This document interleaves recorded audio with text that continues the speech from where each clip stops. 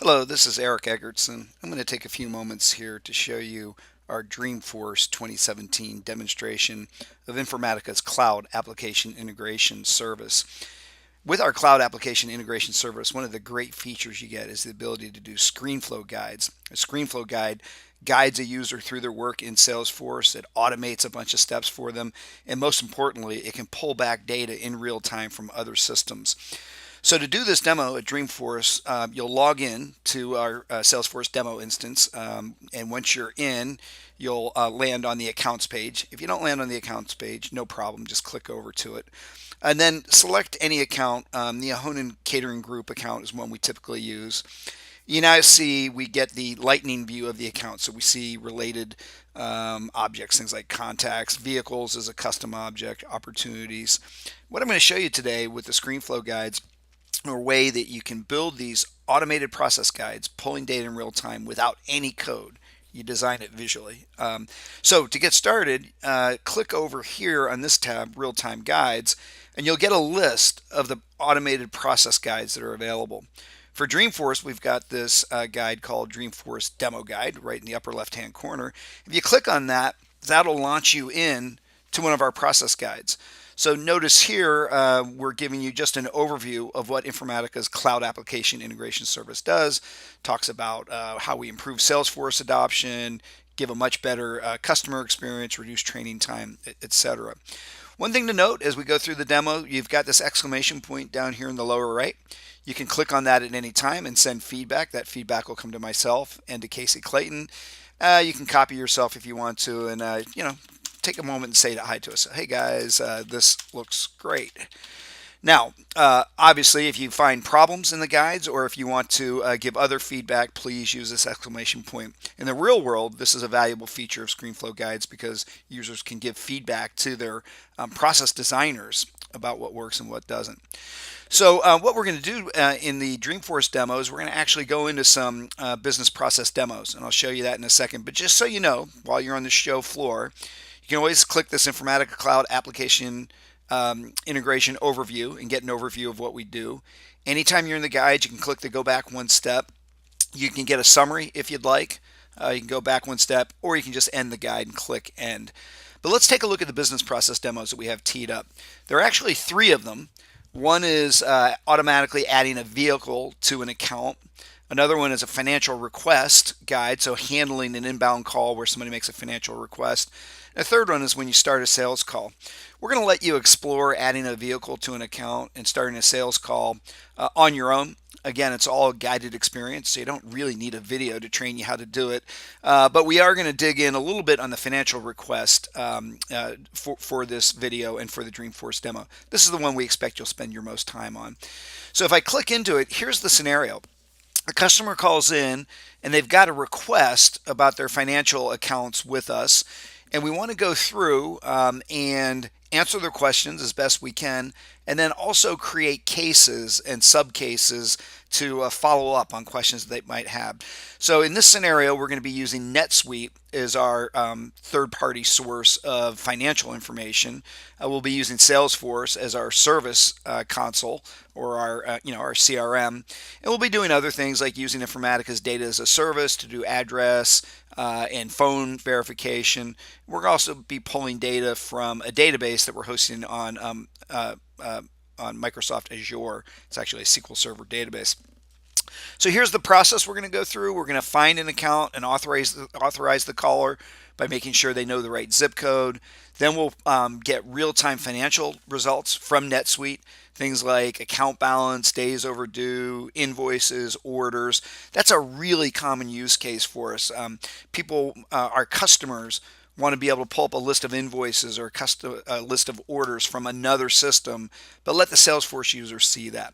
And then we'll be doing some other cool things too, like importing a contact from a legacy database. And as I mentioned earlier, we'll create cases and tasks. All right, so what you'll do after you give a little overview like that, you'll just hit the exit button. So we come right back to the Lightning interface. And to get started, I'm going to go to the real-time guides again. And this time I'm going to just start the financial request guide directly from the interface. By the way, this is just a Visualforce page that we've dropped into our page layout. So all of our cloud application Screenflow guides are run from a Visualforce page. And now you can see we've got this request. So again, I'm an agent handling somebody who's called in with a request. And the first thing I'm going to do is say, hey, Mr. Customer, could you verify your zip code for me? And if they give me something like 99999, we come back and say, wait a minute, sorry, you want to try again? That didn't match. Now it turns out the zip code we need to put in here, I think, is 94607. But I can cheat here, and you can do the same thing. What we're doing is checking against the zip code that's contained in Salesforce. So you can see 94607. So while you're doing the demo, if you forget, you can just scroll up and look at the account information, grab the zip code, click continue, and this time it does match. So now we're going to go off and we're going to pull some data back from NetSuite. So think about what just happened there. Without doing a swivel chair, without logging into NetSuite myself, without knowing how to navigate NetSuite, I was able to pull back what the customer's balance is. And I could say, hey, Mr. Customer, you've got a balance of over $11,000 and it's been due for, holy cow, for more than 2 years. So we're going to say, hey, this is an alert. You're over 90 days due, a lot over 90 days due, and you've got over $5,000 overdue balance. So let's continue processing this customer's request. So now we're going to check and make sure the contact's on it. So I say, hey, boy, I've got these contacts on the account, Clive, Lavinia, Upton, Anastasia. I don't see them. So I could create a new account. But let's say, as is very common in lots of our customers' accounts, let's say we have a legacy database that has a lot of contact information. We just haven't imported it all into Salesforce. It doesn't make sense to load up Salesforce with all of those legacy contacts. So I'm going to go off and click that button. And now what we're doing is a real-time query over to a SQL Server database, or it could be Oracle database, whatever you want. It's going to a legacy database running on Azure. And now you see I've got all these other contacts that I can scroll through.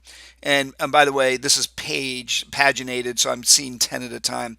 Let's say, oh, look, we found Beatrice. Or better yet, let's say the person says, my name's Beatrice. I can just type that right in here and search within the list of results.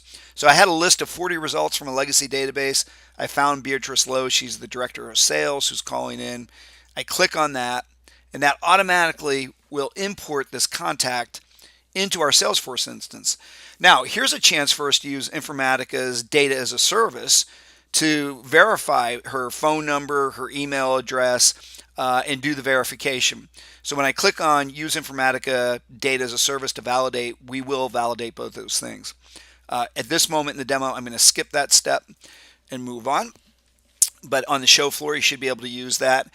And now we've gone off and we've found, again, using our DAS capability, Data as a Service from Informatica, we found a standardized address that looks like it matches the one that was on the account. And again, that address came from up here.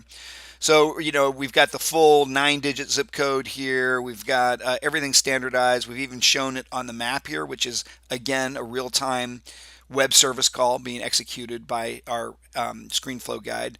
I'm going to say, let's go ahead and use that standardized address. Click continue. And so hopefully you're getting a feel here for how easy this is to use for a user. The user here can come in and all they have to know is how to run a kiosk. If you can check in for a JetBlue flight, you can do all these sophisticated business processes where you're looking up information.